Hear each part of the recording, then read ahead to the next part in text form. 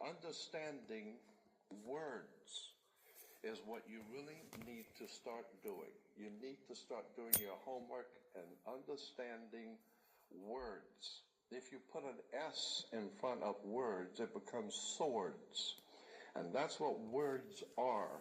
They're cutting. They can cause you great trouble. Humans are word control creatures. So we need to establish what words mean. Again, when we talk about law, there's a Roman maximum in law that says, "For he that would be deceived, let him." Simply meaning, if you are so ignorant as to be deceived, then that's your business. That's your problem. So you need to do your homework and find out what words mean, especially in relation to law and government. Because there is a world of occultism that is operating today throughout the world, in which you use certain words, and when those words are used in a court, they don't mean the same thing at all. Understanding law and the words of law, there are two things that this planet has: water and earth, water and land. Consequently, there are two kinds of law: the law of the land and the law of water. You've heard the term law of the land, but in point of fact, that's precisely what this word means, law of the land, because it is the people who live on land. And that is opposed to something else called the law of the high seas, or the law of water.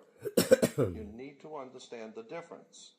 The law of the land is the law of the culture that lives on the land. And so consequently, the law of the land is different in every country. You can do things in America you can't do in Russia. You can do things in Africa you can't do in England. So the law of the land is the law of the culture that lives on that particular land. However, there is a higher law that dominates the entire world. It's called the law of the water, or the law of the high seas.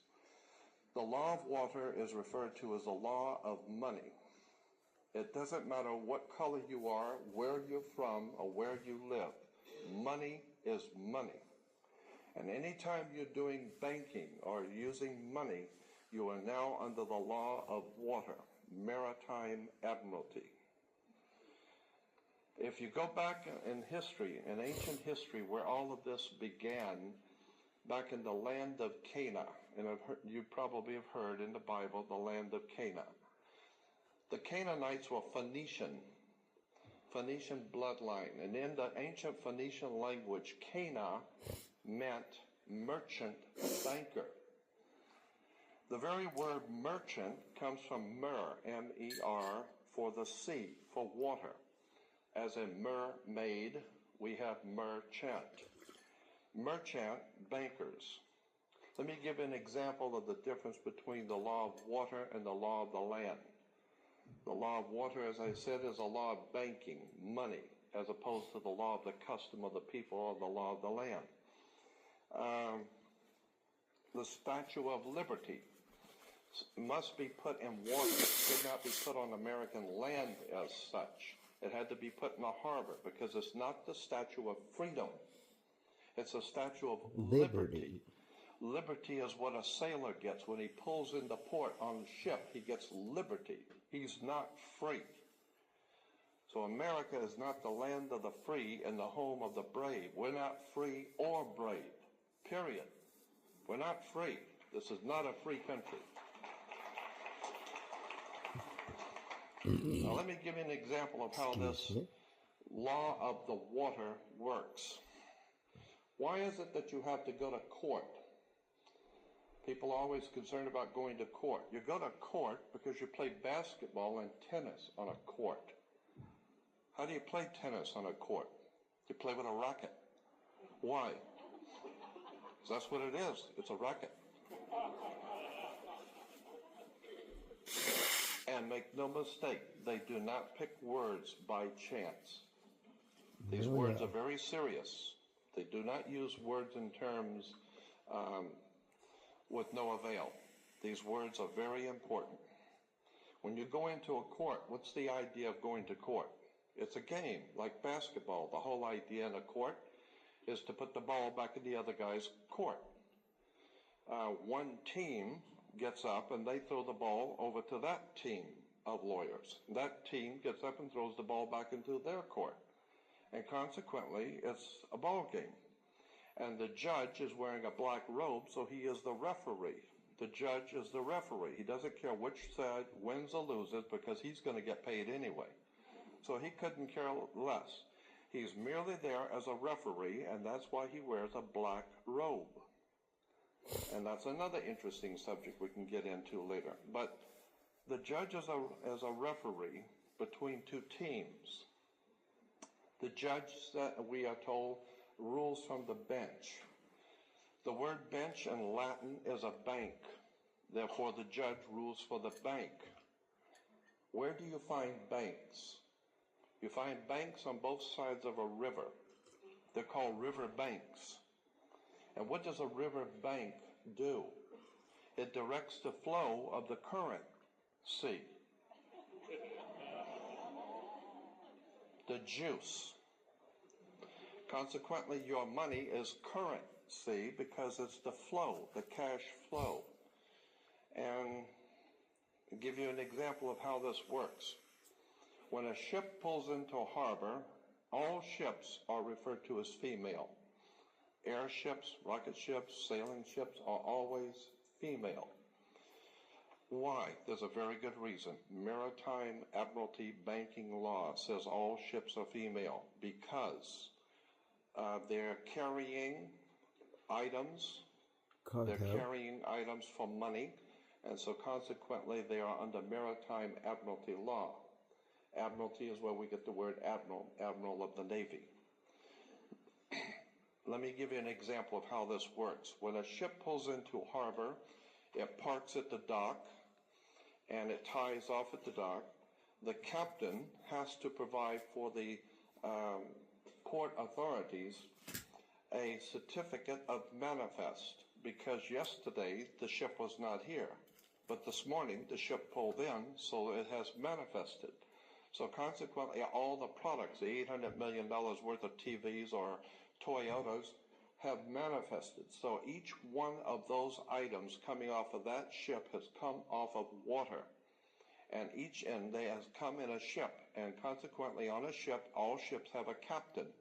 The word captain comes from a Latin word capital, money. So the captain represents the money that's on board the ship.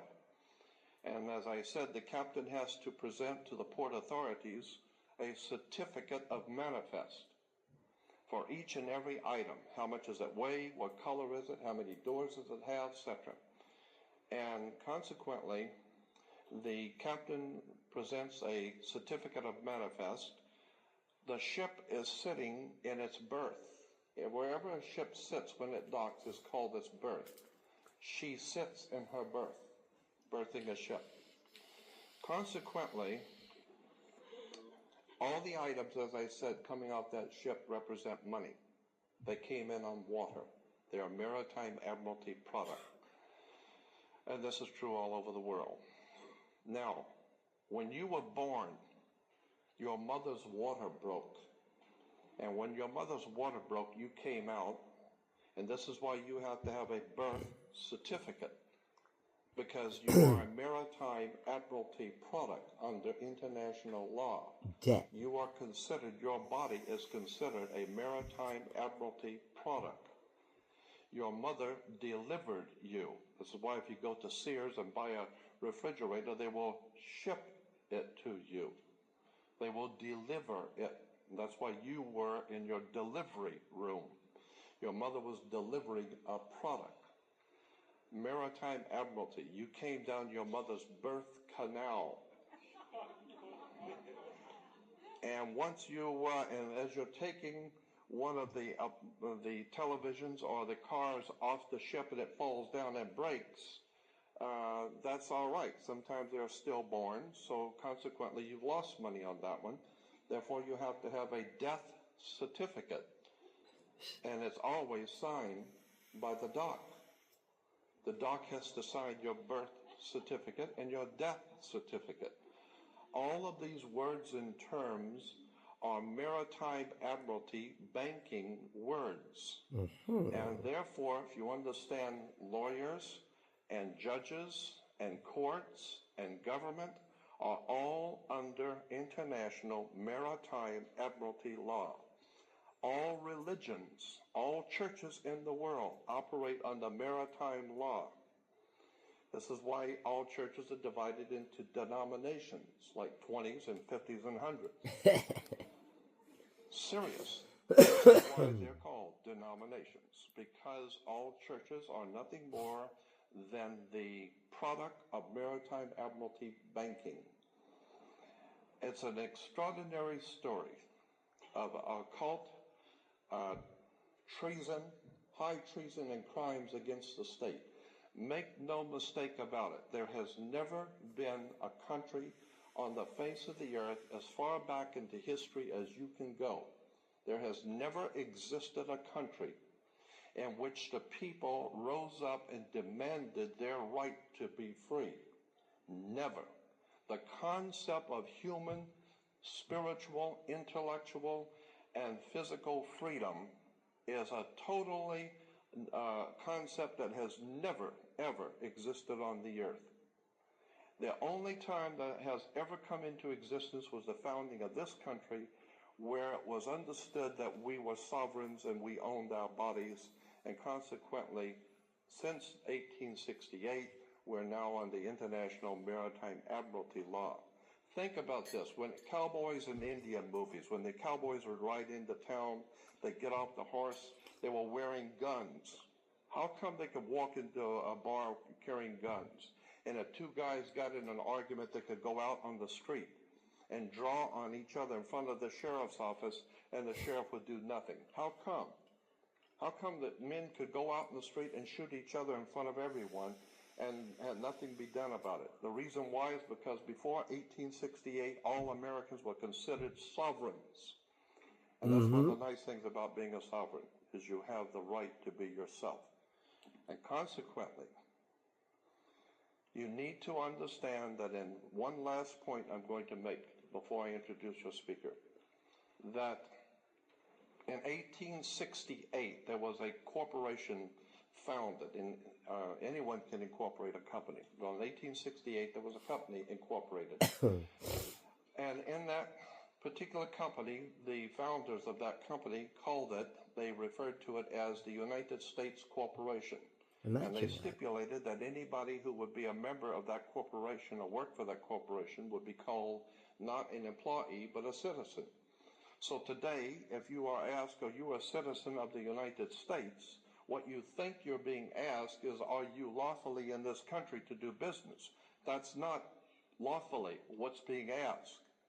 They didn't ask if you're in America lawfully. They ask you a specific question. Are you, of your own volition, out of your own mouth, testifying that you are a citizen of the United States?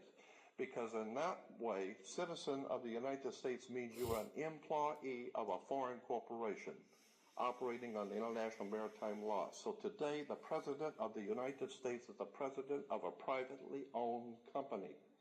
The company is called United States. And the word president is always a word that is used in corporate law. Banks have presidents. All companies have presidents. So there's a corporation called United States, privately owned, and it has a president. President Bush is not the president of America. President Bush is the president of a privately owned company. Privately owned, out of England. And you need to understand words and terms. Because I believe that there is a divine presence in the universe that men call God. And one day that divine presence is going to move on the earth, and we're going to see freedom come back to this world. And when it does, you're going to need to understand words and terms and how they have been used to trick you.